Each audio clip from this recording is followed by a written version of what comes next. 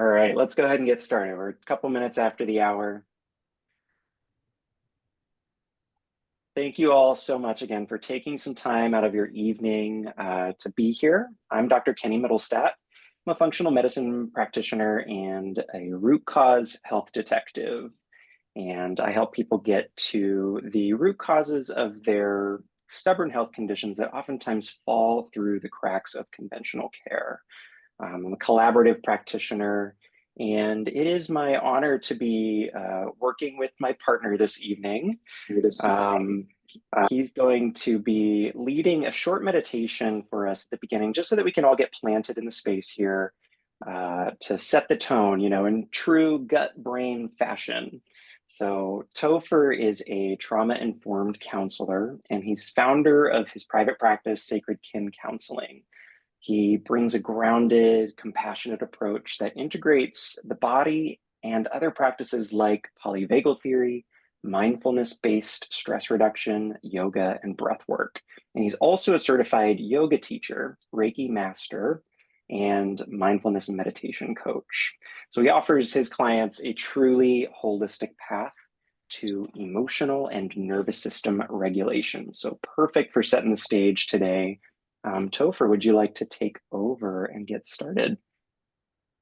Well, thank you for the very warm introduction and welcome everyone to this presentation, this 1 hour webinar with us. We're really looking forward to it. To get us started, I just want to go ahead and invite you all to join me on a brief meditation. Okay. Go ahead. If your mic's not muted already, I do kindly ask you to go ahead and mute your mic. Let's go ahead and begin by gently closing the eyes. Take a deep inhale through the nose. And at the top of your breath, just hold your breath. Just observe for a moment here what that sensation feels like. Maybe your shoulders are up by your ears. Just notice that and drop them. Release that tension in the neck. And now exhale slowly through the mouth like you're breathing through a straw.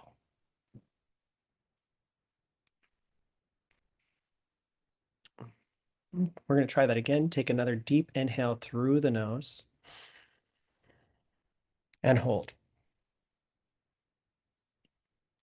I want you to take a moment to just drop from the mind space down into the heart space. Just take a moment to notice what's happening there. And again, slowly exhale through the mouth, even longer this time, like you're breathing through a straw. And take another deep inhale. Just take a moment to observe without any judgment what happened throughout your day, and maybe in the moments leading up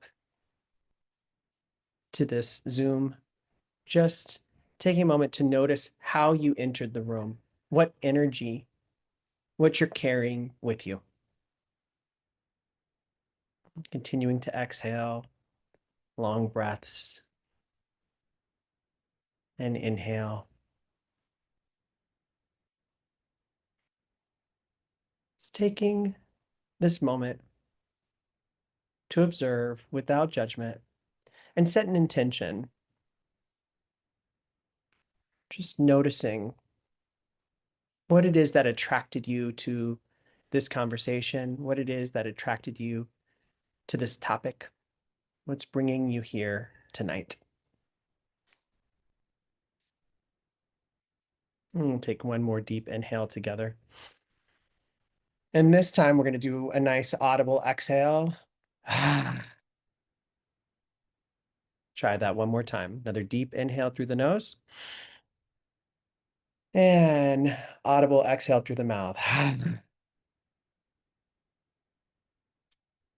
All right. And I invite you to start to wiggle your fingers a little bit. Wiggle the toes. Start to open the eyes and come back into your space. And I just want you to take a look around your room, around your space, and just notice 3 or 4 things. Maybe notice a painting or a piece of art or a table. Just notice the textures. If there's any sort of fragrance or aroma in the room, just notice that. And activate your sense of touch, maybe touching a piece of fabric or your clothing. Noticing how it tastes in your mouth. Maybe you ate something recently. If not, just notice the sensations of the mouth.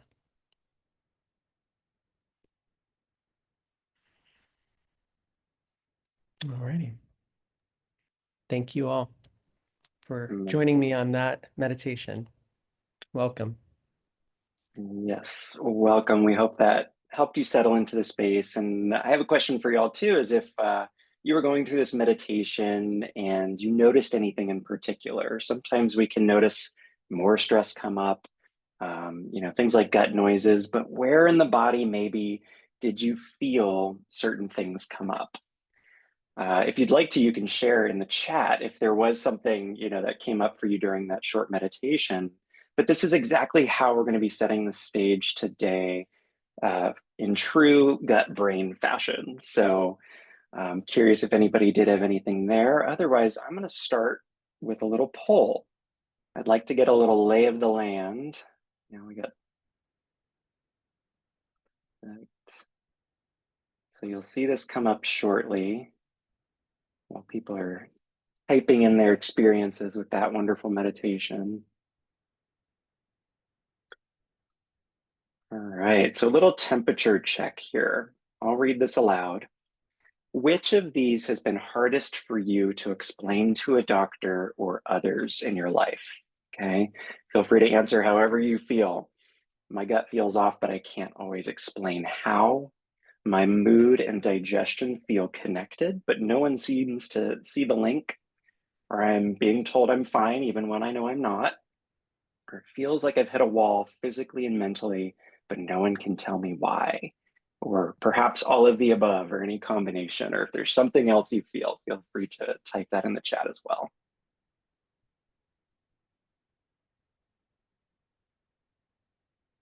Amazing. Yep, we're getting some responses. I'll share those with you, and we can maybe see if you've got, some similarities and just, this is what we're experiencing as a collective, as a room. And I think that community is a really huge part of what we're trying to build here. Topher and I, this is the first of many discussions we hope to have. So we'll talk about how to stay connected on the other side of this for similar free discussions. And yeah, just looking forward to really sharing this moment and this hour with you all. So, all right, I'm going to end the poll here. And here are the results. So yeah, we got some split experiences. You might see these, but a lot of people being told they're fine even when they don't feel like they are.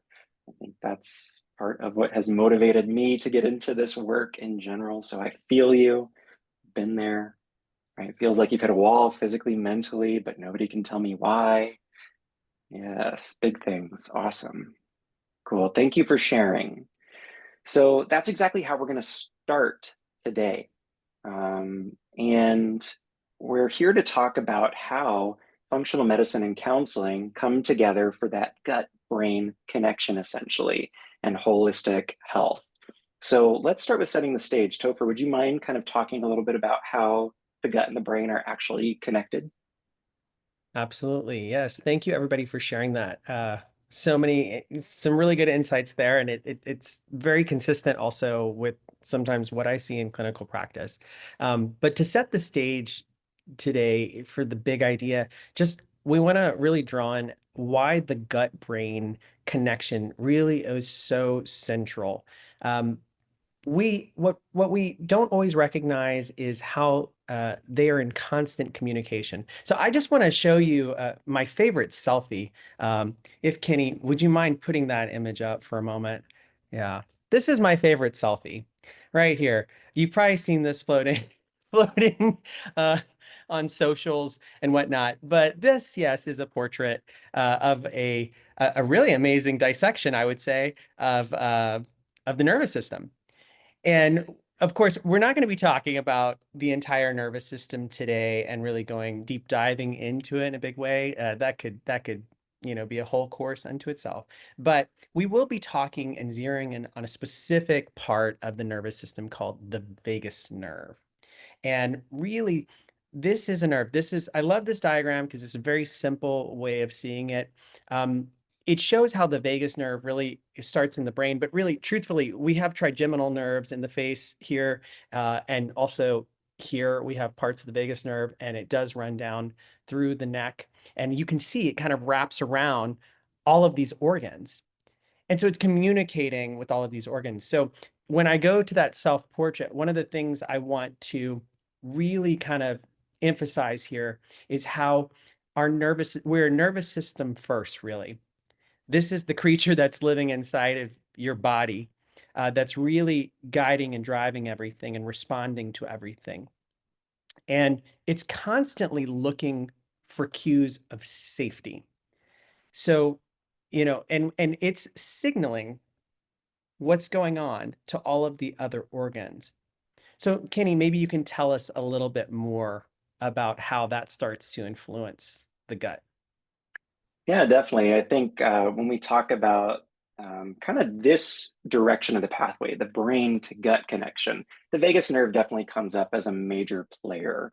You guys may have heard of this before, but when we talk about the functions of the gut, the finer things that are kind of controlled by the power of this nerve, we're talking about things like moving food through the digestive tract, making sure you're secreting enough digestive enzymes from your pancreas, producing saliva, enough stomach acid.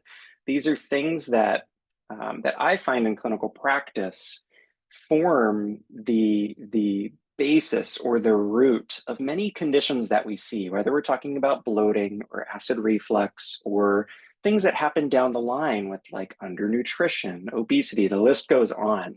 But in a way, the vagus nerve and its function and its strength plays a really huge role in just the very baseline functions of our digestive tract. So, and I'm curious too, if you'd like to speak a little bit more on the vagus nerve from your perspective too, in mental health and beyond. Yeah. So when we think about, this, then this kind of becomes a defining point for me that is specific to my approach in counseling. Traditional counseling, the way counselors are trained, yeah, we learn about the nervous system. We learn about things. We learn about psychopharmacology and all these different approaches. But when we start to really get into the vagus nerve, this is a new what we call a third wave theory. And one of the theories that integrates it so beautifully is polyvagal theory. And this is something that I really lean into because it really observes how important that vagus nerve pathway is. And we often see this, when I think about it from a clinical perspective, I'm always starting to assess when somebody's presenting, whether it's depression or anxiety, I'm starting to ask those questions of also, where does that live in the body? How is that manifesting for you in the body? And so often there's a place that if they sit for a moment and we start to explore that somatically, it lives in the body somewhere. And we're going to touch more on that later on in this webinar. But for now, one of the things that I really want to kind of give you here is a term, and it's vagal tone. Vagal tone is a way of sort of quantifying or understanding the level of resilience we have associated with the vagus nerve and our response, right? Our vagal response. When we have really good vagal tone, it means that we can have a stimulus, an external stimuli or an internal stimuli, that can trigger us potentially, but we can find a way to regulate. We can essentially go into the stress cycle and complete the stress cycle and come out the other side. And it's not throwing our systems offline. It's not imbalancing things. We're able to find a new homeostasis. When we have poor vagal tone, we start to see that basically stress is pretty chronic. And when we have that chronicity, things start to go offline. So Kenny, I'm going to toss it back to you for a moment because I want to hear more. When you hear that vagal tone, when you hear about low vagal tone, how does that influence your approach in addressing that gut-brain connection? Yeah, definitely. So I'm going to kind of give a bold statement here is I think very broadly that stress is the underlying cause for almost every chronic condition that we experience as human beings. And so to put that in a few different other ways to really explain that, um, stress, whether we're talking emotional stress that is perceived or stressors from our environment or internal. So we're talking inflammatory stressors, dietary stressors, stressors of the gut health and stuff like that. Then these things add up over time to disrupt our systems, our nervous system, like we saw, with the little selfie and the little alien earlier, and but also our hormones. And that sets the stage for, again, almost every chronic condition that we see. So, and when I think of the vagal tone specifically, it's something that I always like to gain a lot of insight into too as a functional medicine practitioner, because we realize the dramatic connection between our nervous system and our thoughts and emotions, and then our physical experience of health as well. When we think something, when we feel something, it has a physical effect on the body, and that is felt pretty much everywhere. So I'll pass that back to you too. I'd love to hear some more about the stress cycle that you were talking about as well. When how do you see that play out with your patients and experiences too? Absolutely. Yeah. So I think that you said something in there that was really important, and it reminded me of something about the vagus nerve, and it's the vagus nerve as the pathway to felt safety. And I think it's such an important part here because when I see that poor vagal tone, the way I kind of look at it and try to assess for it is I'm looking at the patterns of, is the person shutting down? Are they disassociating? Are they hyper aroused when they show up in therapy? Those to me all start, are they very reactive? Do they have a very low tolerance for stress? I start to look at that and say, okay, yeah, I'm seeing what's going on here. You have poor vagal tone potentially, and that is giving me a picture, an insight that there's something bigger going on from a stress related perspective. And that's a really important part of this. We're talking about dysregulation and how do we start to address that? And that's not just the cognitive process. That's also a somatic process. And that's where polyvagal theory is very, very important, because when we talk about somatics, we're talking about body. We're talking about addressing how something lives in the body and finding the physical practices, whether that's a combination of yoga and movement or breath work or singing or humming, a number of different techniques to start to stimulate the vagus nerve, right? So going back to the stress cycle, to answer your question, we do have a lovely diagram here, if you wouldn't mind sharing that. Okay, so stress cycle is so important because in modern day, we're not really completing the stress cycle, most of us. And this is a huge problem. This is what really kind of folds into the bigger societal issue and why we're seeing stress as such a prevalent thing in the United States, and why we have so much related disease that connects back to stress. So if we think about ancient, caveman or cave woman, cave person, when a stressor was detected, say, it was an animal, a lion or a tiger, we'll just use that as the example. This nervous system is constantly looking for cues of safety or danger. And so the stress is detected, and then the body gets ready to react. It has a response. The fight or flight response usually, of course, freeze is in there. We're going to kind of focus a little bit on the fight or flight response here because we're talking about really what happens to complete the stress cycle. And, that caveman would start to then get the surge of hormones that helps give them the strength that they're going to need to either fight or flee, right? And so you start to see those hormones release in the body, and We also get the brain signals for more help, the release of cortisol, and so that gives us the strength that we need to either fight or flee. And hopefully we fight and or die trying, or or we flee, right? But either way, if you notice in both of those examples, there was a physical component to it. They didn't just sit with the stress, really. They completed the stress cycle by either running or fighting. So they engaged in a physical activity. Now, I'm not advocating for you to go, fight your boss or your partner or whomever's stressing you out, or wherever the stress is coming from.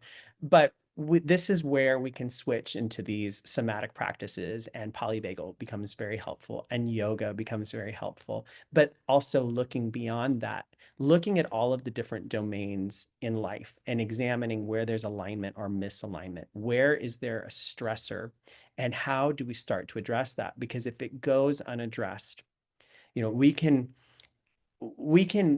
use medications to a certain degree.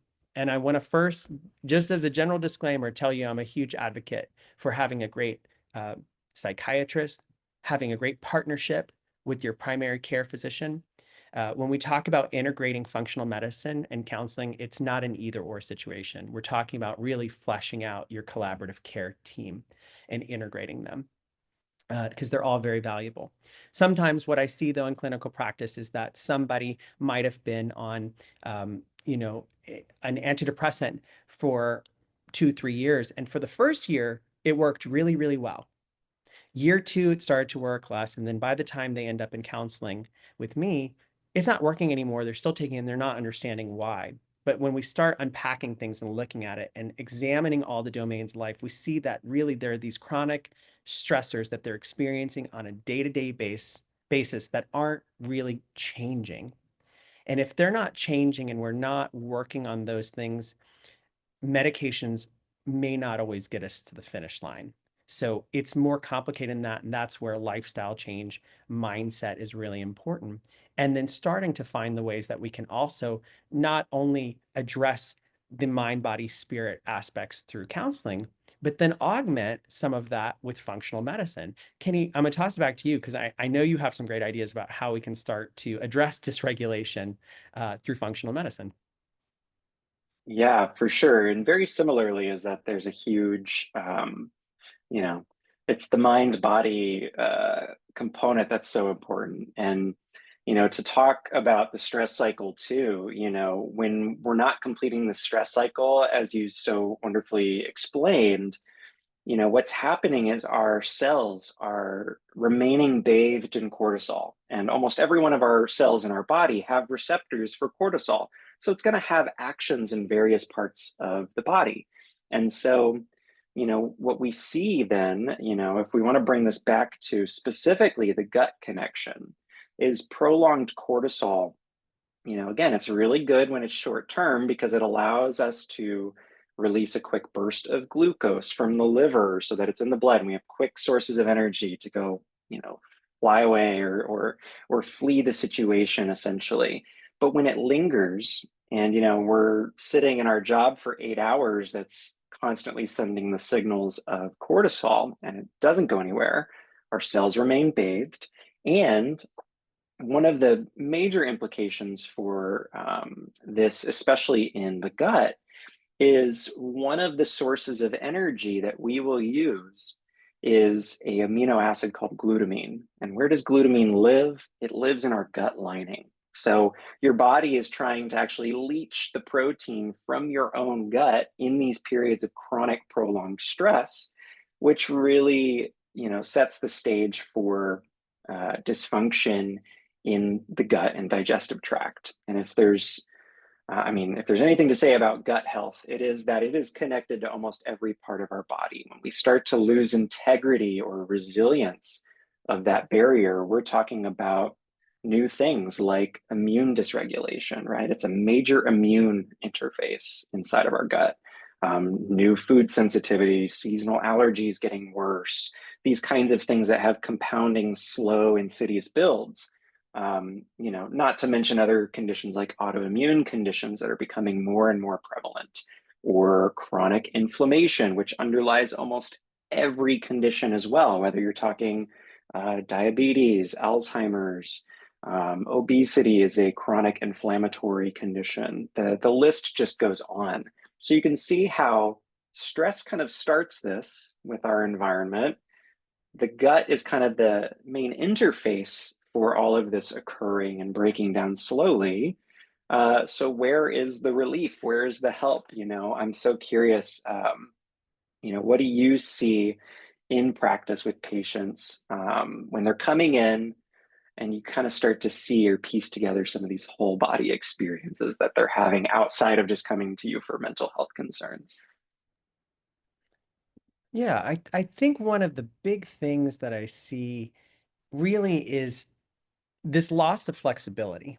When we're seeing the chronic stress and the dysregulation, and we see that dysregulated, especially between the gut and brain axis, we start to see people are feeling either they're stuck on, I'm always activated, I'm always on edge, I'm always on, I'm having a hard time sleeping, or they're shut down.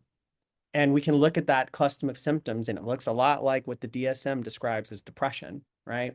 So when I hear all of that, though, and I want to kind of go back to just something you were talking about there, Kenny, about what's happening in the gut. So just thinking about psychological stress, and don't quote me on this because it is a study. And the general takeaway here is that about 2 hours roughly or so of prolonged stress, just that amount of exposure, starts to shift the gut microbiome, right? And here's where it becomes kind of this weird loop that becomes deleterious if we're experiencing on a day-to-day basis. Just that amount of time starts to shift the gut microbiome. And the gut microbiome is responsible for helping to produce our neurotransmitters. And some, 80, 90% of your serotonin is produced in the gut. So if the gut microbiome's off, then it's impacting your neurotransmitters. And so you can see how it's just a really bad loop. It can become a really bad cycle. And I think one of the things, just going back to people feeling stuck on or shut down, we see this really in digestion, in the sleep, and the inflammation. And that inflammation component is really huge. It's really connected. When we think about neural inflammation, I'm always thinking, if there's an amount of inflammation or a heavy amount of inflammation going on in the body, it's not going to be surprising to me that the person's experiencing anxiety and depression. I love that. I think those are so important to draw out because, especially in the more current research, we see that inflammation plays a huge role in creating the situation of depression in a lot of people. And there is this concept in the functional medicine space. I was just talking about cortisol and how it leaches proteins from our gut lining. There's this direct correlation too between the lining of our gut and the lining of our nervous system, the blood-brain barrier. So there's this idea that when you have something like leaky gut, or more accurately described as intestinal hyperpermeability, so meaning the little junctions between our gut have less integrity, the same thing's happening in our brain and our blood-brain barrier. And so it creates a very interesting situation for inflammation to leach in and obviously, wreak its havoc. So when we start to think of this person as this integrated whole, which is something I know, in my world of functional medicine, we really try to do. I know in your world too of counseling, you look at the entire person in front of you. That's a real big shift, I think, from maybe what most people's experiences are when shunted into the, conventional model, slapped with a label of a diagnosis and then, sent on their way. So I'm curious too, other things that you see in that regard, or do you want to echo that one? Absolutely. I think when we think about the Western approach to mental health, especially in the counseling model, just speaking within my scope of competency and practice, cognition really takes center stage most of the time. Mind and the way we think about something is really overemphasized in a lot of traditional approaches. And there's nothing wrong with that. That's an important domain to explore. But there are also other really important domains. And that's where I like to flesh it out into a more multidimensional perspective, that it is mind, it's body, it's spirit or energy, however that resonates for you. Collective consciousness. How do you exist within your system? What does your system do to you? Are you experiencing stress from the system? Most of us are in some way or another. Some of us are minorities, and so we experience minority stress. Some of us are experiencing systemic barriers in different ways. So, looking at the mesosystem around you that impacts you and the connection to community, the connection to culture are important parts of resilience too, right? And then also this one I think is so important, and I really like to draw it in its heart, our muni. This idea that we're dropping out of the mind space and dropping into the heart space to also listen to our ancestral wisdom, listen to that intuitive guidance and knowing as well that sometimes does not get heard. We can know something that is off, but our world doesn't always validate it. And I think it's really important to acknowledge that and listen to that knowing as well. Yeah, I think that's so important and something that, we really are missing in the healing spaces. I know I got into a lot of this work because that felt, kind of stripped out of the model to a degree where we're just, not looking at the person as this really deeply interconnected being. We are a sum of our life experiences, and they really inform the way that we function at a very physical level. So I'm curious too, as a trauma-informed practitioner yourself, what ways do you see that, trauma lives in the body, and how does that affect things, from mental health to gut health or to other things like that too? Oh, that's a huge one, really huge one. I mean, this one's like an iceberg because there's so much beneath, right? There's something I do at intake that I really think I wish every practitioner would incorporate it, and that is observing adverse childhood experiences. We call it an ACE score. What we know about ACE scores is as those scores go up, just a count of 8 can really, it's not a causation. We can't say it's causation, but we can draw the links, correlation, and we can see that as that number goes up, chronic disease goes up too. Mental health disorders increase. Lifespan shortens by a significant amount for people, especially when it doesn't go addressed, right? So there's some real serious implications of trauma and adverse childhood experiences. And of course, it's not just childhood experiences. Trauma can happen at any point in the lifespan. What's important here, I think the takeaway is that we need to be able to address it. And what we've learned about the science. So eventually it might become available on. Okay, trauma forms neural networks in the body. So it does live in the body. And that's where those somatic approaches do come in really handy, because we're literally kind of exercising, the trauma out of the body. That's one of the goals. It's not the only way to address trauma. I advocate for actually a lot of trauma-informed approaches. But in my practice, yeah, it's heavily rooted in breath work, yoga, and starting to release the burdens, processing it, emotionally processing it through talk therapy. Also observing how we think about it, and making connection with those parts of the self that are what we'd call, through the internal family systems theory, exiled parts, and starting to reintegrate them back into the system and be able to learn how to communicate with them, and how to bring the system back into harmony. Yeah, I can appreciate that so much because, what I see in my work too is that same thing. When we talk about scores specifically, it is in essence priming the nervous system in all of the ways that we just described around the fight or flight response. It's kind of like we're very adaptable beings until we're not, and we adapt, in the directions that we're giving the most inputs through our environment or through our lived experiences. And so, part of my role as a functional medicine practitioner is to try and bring it back into the world of objective data. And I think that is something that, well, first of all, I just nerd out about, but we can look at some of the finer things using tests that are used, in things like clinical research studies, but just aren't available yet to the conventional public, in terms of insurance-based models and stuff like that. And so really kind of dictates care when we're trying to limit the ways that we look at a person in the world of disease and diagnosis only, where you're waiting for disease or you're waiting for your labs to become or abnormal, right? That's why I think a lot of people are stuck in that. And we found that in the poll in the beginning that y'all said, is that many people have been told that, everything looks normal, even though they're not feeling that way.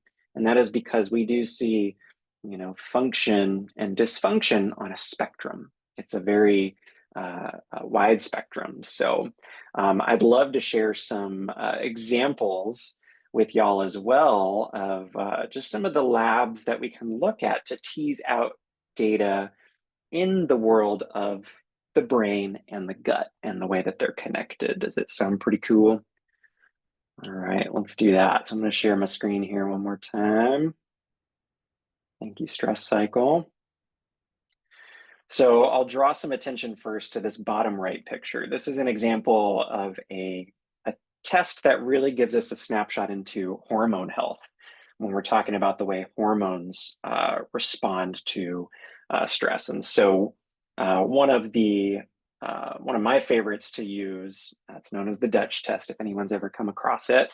But part of the test looks at your cortisol rhythms throughout the day. And so this gives us a lot of insight into the way that your brain is directing the stress response. We can glean a lot of insight into what is your resilience actually like.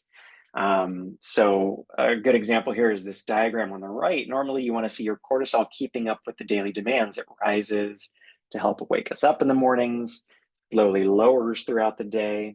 There's a lot of people that are operating in this semi-depleted state. We're not talking about adrenal disease here, but we're talking about a certain level of low function or less than optimal function when we've been drawing from that piggy bank for some time. So, and then to connect this to the gut, there's a measure for our immune resilience within the gut, which gives us insight into exactly what I was talking about, the barrier. How much has stress impacted the barrier of our gut lining?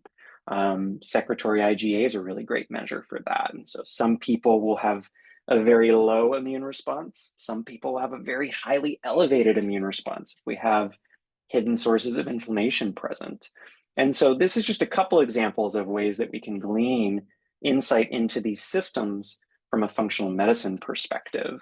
There's other things for like neuroinflammation and similar situations as well, but just to kind of give you a visual of the types of work that I nerd out about on a day-to-day basis. So, yeah. Now, I'm curious too. I kind of want to do one more poll question. Let's pull this up actually, and we'll read it together again. So this one is how stress manifests physically in your own body. So when you're under stress, what tends to show up in your body first, if you've ever experienced any of these kinds of symptoms? Okay, some people bloating or digestive issues, brain fog or poor focus, anxiety, irritability, or that short fuse where you have just low tolerance for stress, sleep issues, maybe didn't realize there were connections there. Okay, cool, we're pretty split as the results are coming in. I'll share those in a moment. So curious, but okay, yeah. Cool, I'm gonna end the poll here. Here are the results that you can see. So the top two answers were bloating and digestive issues, right? That stomach turning kind of experience is very common. It shows that connection between the gut and the brain in a lot of people. And then of course, anxiety, irritability, being short fused. Yeah, absolutely. All right. And we've got a few people in the chat saying all of the above. Yeah. Yeah, I agree with that one too. Guilty, absolutely. Yeah, digestive stuff for me, for sure. Yeah.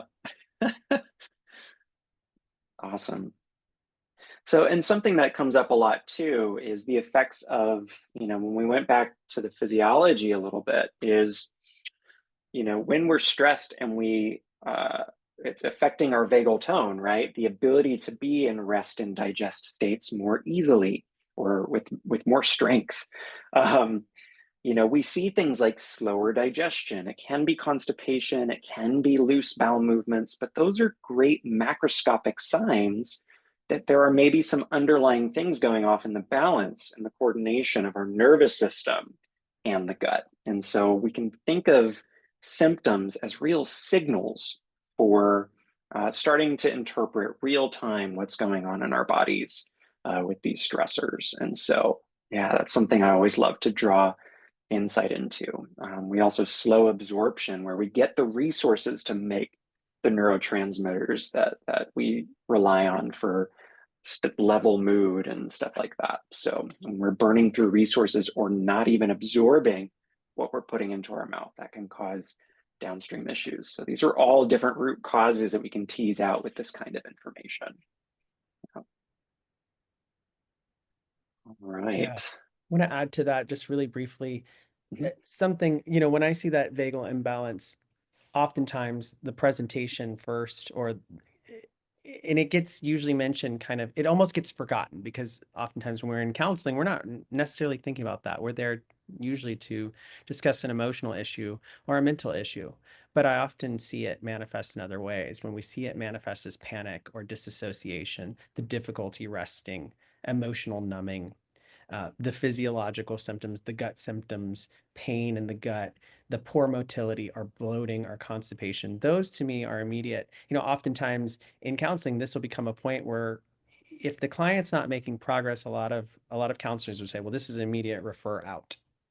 For me, I'm thinking this is a refer in. Let's bring a collaborator in, rather than abandon the case, rather than abandon the client in this situation. I really like to see those as signals for, oh, I'm going to need some help on this case, and I know just the people to bring in here, so that we can start to address that and support the gut health and the nervous system with other aspects that needed to be drawn in there, because we can start to address it through the cognitive components and even the somatic components. But sometimes we also need some supplementation, some medication. We may need additional support to bring it home. Yeah, that's so important. You're so right about the collaboration too, because one thing that I've found in my work as a functional medicine practitioner is that in a way, part of my job is to step inside the lens of my patient, and kind of like almost live their life in a way. And that's how deep we go into their health history and their complaints, because it's not just about, what is the symptom and let's match it with the Band-Aid treatment anymore. It's now, what's the system and why does that symptom even exist? And then how do we support the systems underneath all of that to either restore resilience or replenish the deep depleted supplies, and we go from there. And that's what my work is, and the advanced functional labs are all about, is getting a good survey of the land and then strategically addressing those things in the order that's likely going to move your chemistry in the right direction, and then your life and lifestyle does the rest. And that's where I think we work so well together from both a mental health lens, but also, a functional lens and a larger collaborative model of referrals and a whole healthcare team, all the while restoring the empowerment back to the patient, because a lot of what can be done, by us. And I think that's something else that we can see more of as we start to shift our paradigm of thinking about chronic health disease and things like that. So yeah, so I'm noticing the time. Definitely want to leave some time for questions. But in terms of staying connected with us, first of all, we've got a meetup and a Facebook group. Both are free, so look out for us there. We'll announce future events. We want to do at least once a month. To stay connected with me, I'm going to share something up on the screen here. And I'm offering a free 15-minute health clarity call, just a time to share a little bit of your story and to see if functional medicine might be a good fit for what you're experiencing, whether it's gut, brain, or beyond. And so that's something, if you'd like to snag a time, the QR code on the left brings you right to that calendar. So snag a time. Topher, would you like to tell them how to stay in touch with you as well if they're interested in counseling services and just staying connected? Absolutely. So yeah, and my QR code here on the right for my practice, Sacred Kin Counseling. You can also check out my website. This goes straight, I believe, to a clarity call, so you can easily set up a 15-minute appointment. Also, if you want to learn more about me, you can check out sacredkincounseling.com. And what I really try to support in counseling in a big way, and just to talk a little bit about the process, it's really the psychoeducation in a way about the nervous system and understanding how to work with ourselves, with our mind, body, spirit. Also exploring co-regulation and regulation. Regulation with yourself, learning how to self-regulate your nervous system through breath work, through somatic practices, also through distress tolerance, and building the resilience. If we're talking about couples or groups or families, it's learning how to co-regulate, because we can easily trigger each other and activate each other. And then it becomes just an escalation. And oftentimes we don't complete the stress cycle. And we need the tools to learn how to co-regulate, how to notice the moments, build the awareness, and bring that back down. Beyond that, it's really about helping clients to restore the inner trust and allowing the self, the intuitive self, to guide the system. And that's sometimes what really goes offline when people are under chronic stress and duress, and think when their systems start to go offline, they lose that trust, Yeah. that self-trust, and the agency. And we're trying to rebuild agency. Yeah, it's so huge. I mean, who's not experiencing stress these days? I think we can all say that we've got a lot of it. And so, part of it is also building the community, and we'd love to stay connected with y'all just to, be able to bounce these kinds of life experiences off of in a safe space. So, with that, we'll open the floor for questions. Feel free to type in the chat or raise your hand if you want to go off of mute. Either way works. Otherwise, we'll just keep talking to the end of the hour. But yeah, thank you all so much for spending the evening here with us, first and foremost. And we'll be following up with the recording in your email too, and it'll have our health clarity call links and stuff like that for you to check out again too, if you'd like to stay connected in addition to the Facebook group and stuff like that. So. But yeah, any gut brain connection questions or beyond, we're happy to talk about all of these things.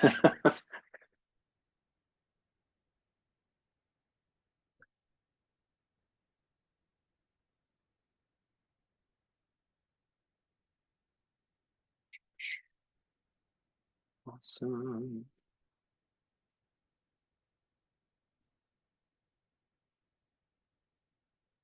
Ah, love it. Yep, some practical tips. What are some techniques to help to tone the vagus nerve and increase that vagal tone? Great question. Do you want to answer that one, Topher? Yeah. So there are a few things that can really, really strengthen vagal tone. One is breath work.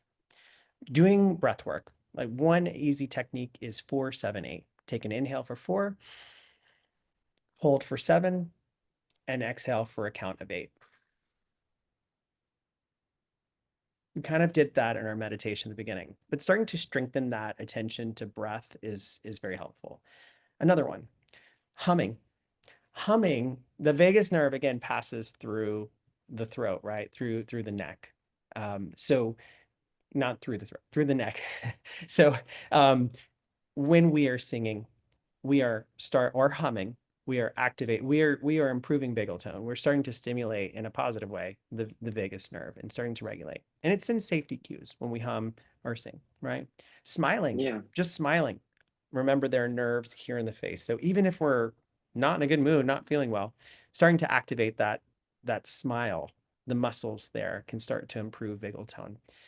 I think the big thing really is consistency with it and engaging in a somatic or a polyvagal technique, whether it's breath work or some movement, on the regular when these things happen. And perhaps the most important thing for improving vagal tone is awareness, starting to notice sooner than later when you feel the initial moments of stress. If you're starting to get stressed, not getting to the point where you're in a real prolonged state of distress for an hour or two. But as soon as the stressor starts to happen, you notice, and this becomes the moment, and this is the hard part. That takes a lot of practice because we get activated and we get flooded with chemicals and we really get distracted from this. So it is strengthening the muscle of awareness and starting to notice when I'm getting stressed, when I start to feel the sensations of stress, it is time for me to try to shift gears, move into maybe some simple movement or going for a 20-minute walk to start to complete the stress cycle. How can I complete the stress cycle? Through a physical activity or humming, dancing. That can be a really great one too. I love to dance. This is why I dance so much. Anybody who follows my personal Instagram knows I dance constantly, and I'm constantly exercising my nervous system in that way. It helps me regulate in different spaces and feel good and relax and at ease. But there's a therapeutic part to it as well, which is it's strengthening vagal tone. Yeah, definitely. Exercise. Yeah. I think I love all of those. And I also, I'll share with patients gargling sometimes too, after you brush your teeth, even gargling for 15, 30 seconds really strongly activates the vagus nerve and can increase the tone through that deliberate measure. But it's about consistency. It's like any other skill, essentially, is the more you practice it, the more you can really support that system from the inside out. So, and to also touch on Victoria's question here, spot on. There was some overlap, I think, in this response, but something I always love about yoga in particular, as it comes with the better gut health, is the twisting positions of yoga can be a really good stimulant on the actual digestive organs when you're doing very even gentle twisting types of poses. And so that's something I always found really interesting. There's even some great research about the way that it's connected. Interestingly, I had a neuroscience teacher in my graduate school who was also a yoga teacher, and she's an author and wrote a lot about the connection between the brain and what's happening when we perform yoga or other similar types of somatic and bodywork exercises. So super duper powerful for that. Did you have anything to add to that as the resident yoga teacher, Topher? Yeah, no, breath exercises can tremendously help because there's another aspect to this as well. When we're experiencing the inflammation in the body, oftentimes what we also see is the body shifts away from alkaline to more acidic. So, and which is, we also see that correlation with inflammation. They kind of run together in a way. So when we start to engage in breath work, what happens, interestingly, things start to shift back to more an alkaline sort of position, pH, with the body, right? And that can be very, very helpful. So it is connected, and it does really start to address inflammation in a big way. And one of the practices I would recommend specifically to shift that to more of an alkaline pH is holotropic breathing. It can be quite intense, but even short rounds of it for 5 to 10 minutes. And you can find this on YouTube, holotropic. I'll put it in the chat here. But that style of breathing, just 5 to 10 minutes can really shift the body and the nervous system. It's incredible. I want to be a quick nerd just because you mentioned the more acidic and basic kind of living, or situations in the chemistry of the body. And we have very real evidence to support this as well. And in fact, there's an entire advanced functional medicine test that looks at the acids that our body produces naturally. And we can see when we are accumulating more acids or less acids. And each one of the little acids can actually tell us about roadblocks or overburning things that are happening in our chemistry. And so just to be a little bit of a nerd here, we're not going to go into any details, but this is an example of a snapshot on the bottom right here of an organic acids test results. And so we're looking again, at the byproducts of these chemical reactions that are actually happening in our body that come out via the urine. There's also blood versions of this test as well.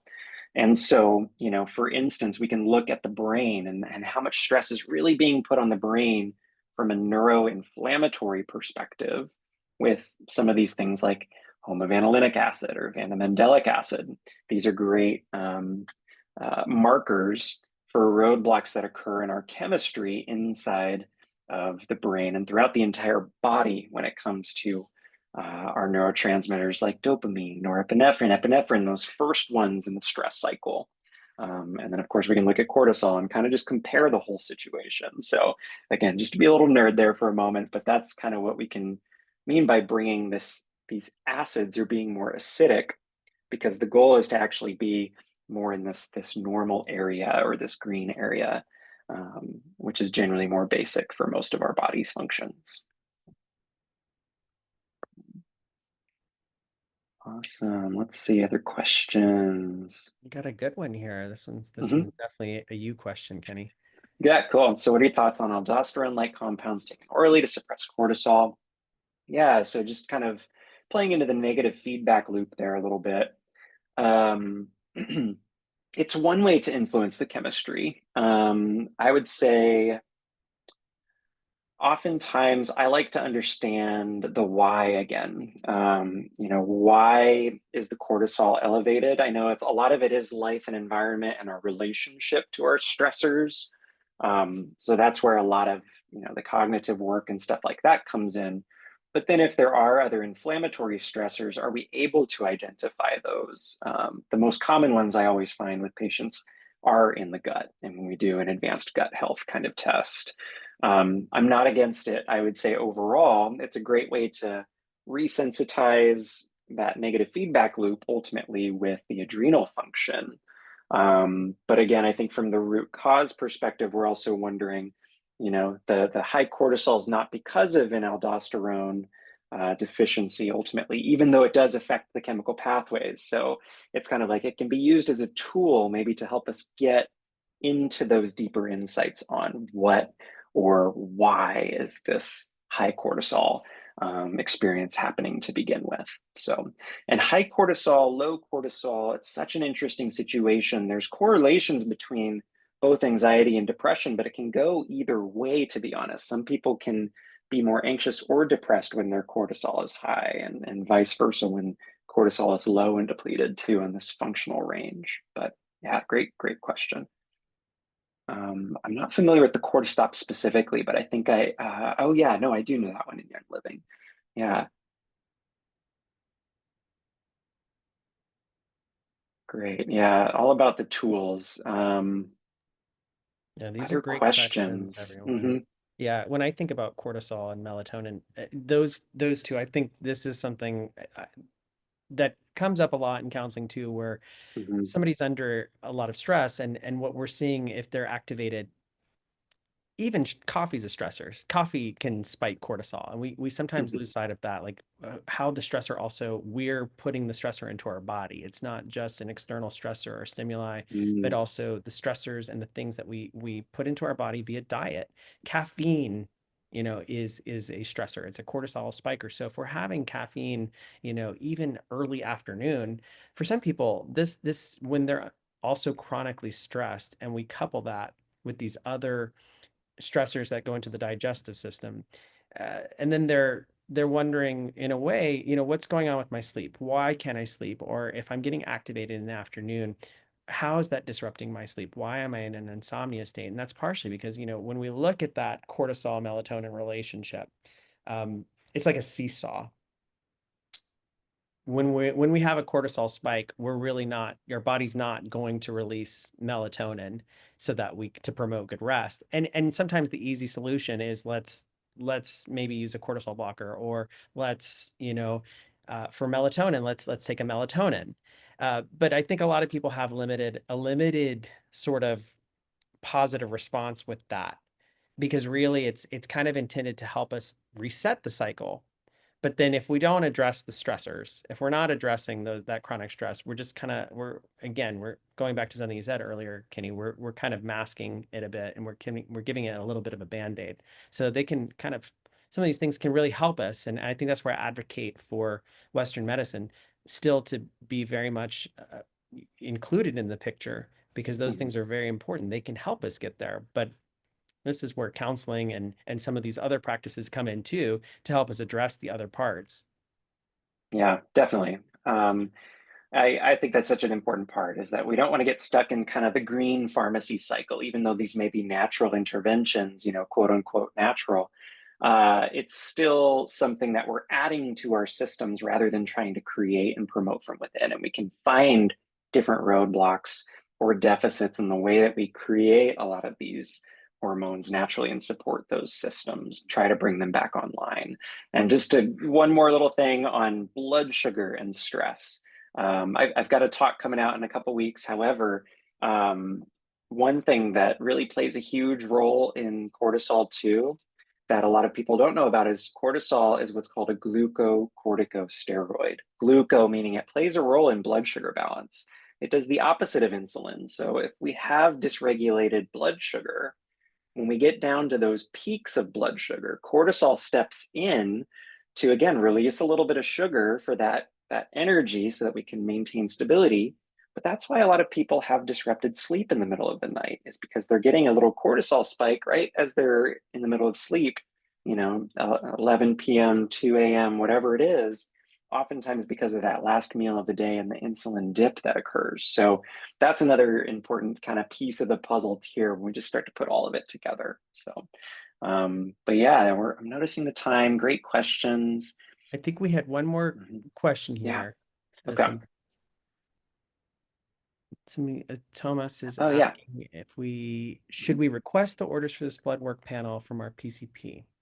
Yeah, so the labs that I was showing are actually advanced functional labs outside of the conventional model space. So there's a lot that can be gleaned from your PCP tests if you go the conventional route. But oftentimes, again, we're talking about they're looking for disease states rather than dysfunction states on a spectrum. You're not going to flag abnormal values if you're not really in a stark pathology state for most labs. There are some exceptions, and if you go to a specialist, sometimes they will run some deeper level testing on hormones. For instance, we do HbA1c for blood glucose. Oftentimes, there's insulin resistance that's occurring for 10 years before our blood sugar really changes to that degree. So how do you catch it sooner?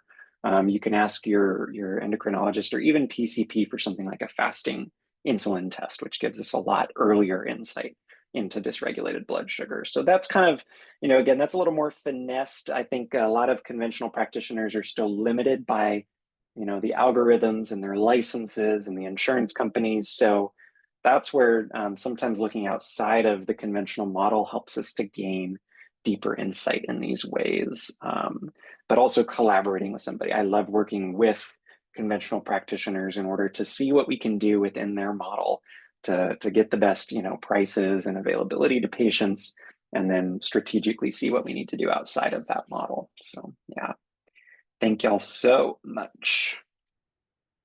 Yes, cool. Thank you. These were wonderful questions. Thank you. Awesome. Yep. So again, stay in touch, be on the lookout. We'll send the recording to your email, as well as ways to stay in touch afterwards. So thank you all so much for being here. We look forward to seeing you again in the future. Alrighty. Cool. Bye-bye. Night.